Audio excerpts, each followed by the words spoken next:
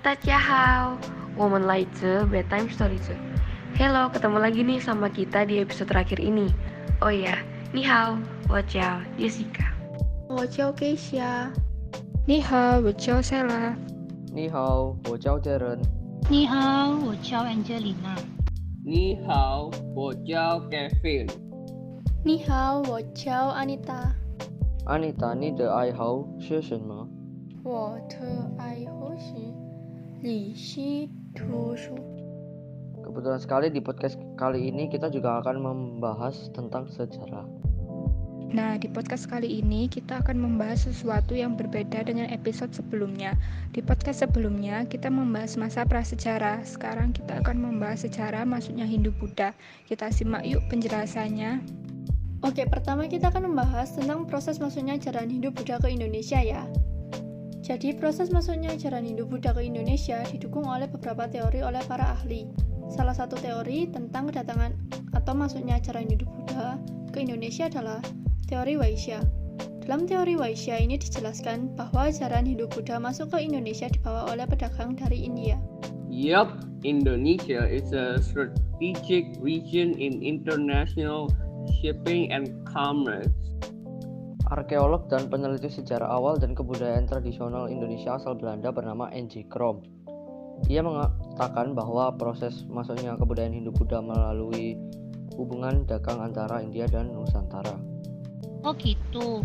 Lalu kalian tahu gak kalau kaum Vaishya yang berdagang ke Nusantara mengikuti angin musim? Angin musim yang dimaksud adalah jika angin musim tidak memungkinkan akan kembali saat tiba di Nusantara, biasanya mereka menetap untuk sementara waktu sekitar 6 bulan. Berarti selama menetap itu mereka memanfaatkan untuk menyebarkan kebudayaan Hindu dan Buddha kepada masyarakat lokal. Iya, selama menetap itu mereka memanfaatkan untuk menyebarkan kebudayaan Hindu-Buddha kepada masyarakat lokal. Lalu setelah kedatangan India yang awalnya untuk berdagang, namun diikuti dengan penyebaran agama. Through the same ship and commerce between the Nusantara and the foreign nation came to have an influence on both sides. Masyarakat Nusantara mendapat berbagai kebudayaan baru dan kemudian mengadopsi sebagian kebudayaan dari bangsa India. Lama-kelamaan, berdirilah kerajaan yang bercorak Hindu-Buddha di Indonesia. Wilayah Indonesia akan terdiri atas pulau besar dan kecil yang dilayani oleh selat dan laut. Hal ini menyebabkan sarana pelayaran lalu lintas utama penghubung antar pulau. Pelayaran ini dilakukan dengan rangka mendorong aktivitas perdagangan. Pelayaran perdagangan yang dilakukan oleh kerajaan-kerajaan Indonesia bukan hanya dalam wilayah Indonesia saja, tetapi telah jauh sampai keluar wilayah Indonesia. Pelayaran dan perdagangan di Asia juga semakin ramai setelah ditemukan jalan melalui laut antara Romawi dan Cina. Rute jalur laut yang dilalui dalam hubungan dagang Cina dan Romawi telah mendorong dagang Indonesia pada daerah-daerah yang dilalui, termasuk wilayah Indonesia. Oleh karena itu, posisi Indonesia yang strategis di tengah-tengah jalur hubungan dagang Cina dengan Romawi, maka terjadilah hubungan dagang antara kerajaan-kerajaan di Indonesia dan Cina beserta India. By the way guys, ada 5 teori tentang masuknya agama Hindu-Buddha loh. 3 yang berperan pasif dan 2 yang berperan aktif. Yang berperan pasif ada teori Brahmana, Vaishya, dan teori Ksatria. Sedangkan yang berperan aktif ada teori arus balik dan teori sutra. Teori Brahmana sendiri dikemukakan oleh Van Leur. Ia mengemukakan bahwa kaum Brahmana diundang datang ke Nusantara karena ketertarikan raja-raja yang berkuasa dengan ajaran Hindu dan Buddha. Sehingga raja-raja tersebut mendatangkan kaum Brahmana untuk mengajarkan agama tersebut untuk raja dan rakyatnya. Sedangkan untuk teori Vaishya dikemukakan oleh N.J. Krom yang menyebutkan bahwa para pedagang yang beragama Hindu dan Buddha lah penyebar utama agama tersebut di Nusantara.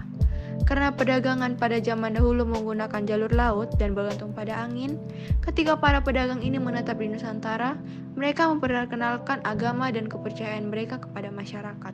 Yap, dan yang terakhir ada teori Ksatria pada zaman masuknya Hindu-Buddha ke Nusantara.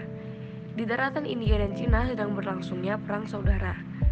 Raja-raja yang kalah peperangan melarikan diri ke Nusantara untuk berlindung. Gradually, they set up the kingdom back at the Nusantara with future that had to do with their previously held Hinduism or Buddhism. Nah, teori ini dikemukakan oleh C.C. Burke, Mukherjee, G.C. Moens. Oke, yang pasif sudah dijelasin. Sekarang aku mau jelasin yang aktif nih. Dalam teori arus balik, teori ini berasumsi bahwa perkembangan ajaran Hindu dan Buddha yang pesat di India, kabarnya sampai terdengar ke Nusantara dan kemudian menarik minat para kaum pelajar di Nusantara untuk berguru ke India. Setelah mereka berguru dan pulang ke Nusantara, mereka mulai menyebarkan agama baru yang mereka pelajari di sana. Sebagai pemuka agama dan pendeta, teori ini ditemukan oleh F.D.K. Bose. Lalu yang terakhir, teori sutra. Para budak dari India dan Cina datang ke Nusantara karena dibawa oleh pemiliknya atau karena mencari kehidupan yang lebih baik. Pada saat mereka menetap di Nusantara, mereka berasimilasi dan berakulturasi dengan penduduk sekitar. Hal tersebut membawa perubahan pada penduduk yang pada awalnya memeluk animisme dan dinamisme, berganti memeluk agama Hindu dan Buddha.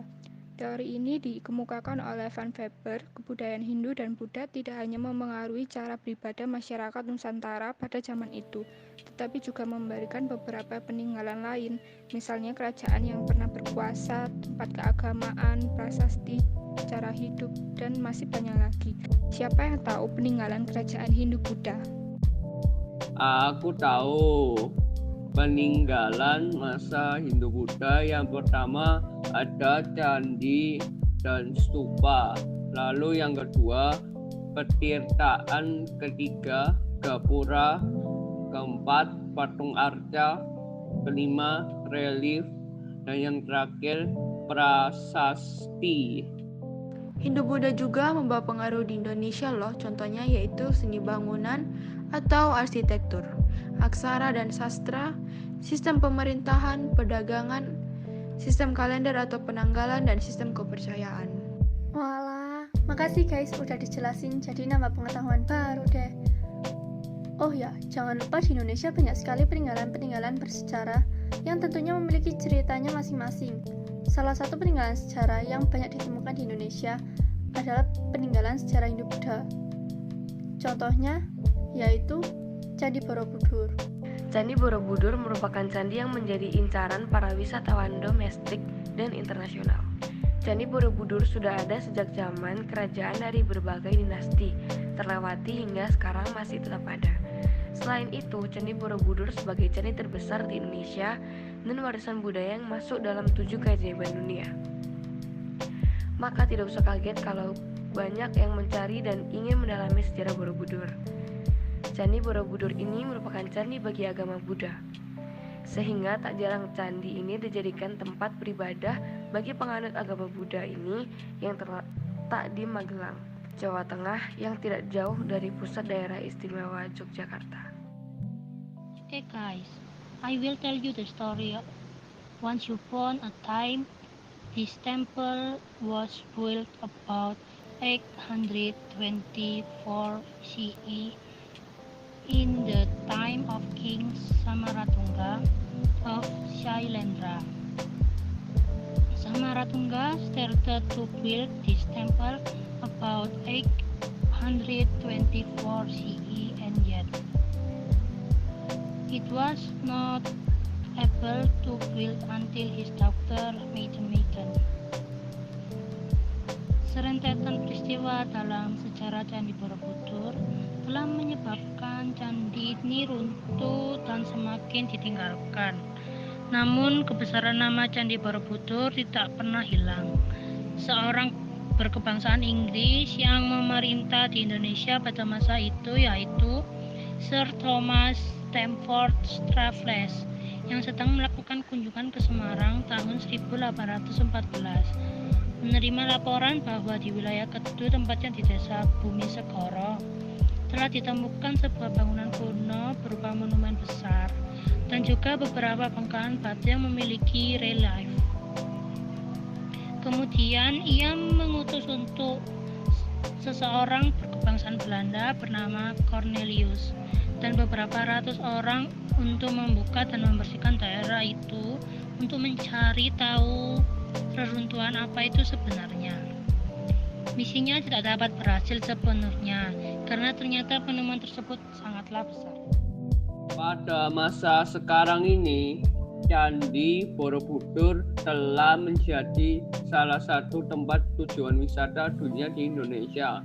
Hal ini juga tidak lepas dari peran UNESCO yang telah menetapkan Candi Borobudur sebagai bangunan cagar budaya warisan dunia pada tahun 1991. Dan hingga saat ini, Candi Borobudur tetap menjadi primadona pariwisata di Indonesia, khususnya di Jawa Tengah. Apalagi setelah sempat menjadi salah satu dari 7 keajaiban dunia. Candi yang satu ini memang tidak pernah sepi pengunjung. Tidak hanya bagi para wisatawan, tapi juga bagi umat Buddha di Indonesia. Bahkan di kawasan Asia Tenggara, Candi Borobudur juga masih memiliki peranan penting. Tempat wisata di Jawa Tengah yang satu ini seringkali juga dipakai sebagai tempat diselenggarakannya beberapa upacara keagamaan. Umat Buddha misalnya seringkali memusatkan kegiatan pada hari Raya Waisak di Candi Borobudur ini selain di Candi Mendut. Oleh karenanya pada saat hari Raya Waisak merupakan salah satu hari di mana candi ini sangat ramai dan dipenuhi dengan pengunjung yang bukan hanya wisatawan, tetapi juga umat Buddha dari berbagai penjuru Indonesia bahkan Asia Tenggara. Oke guys, sepertinya kita akhiri di sini aja ya. Terima kasih karena kalian udah mendengarkan podcast kami. Sampai jumpa.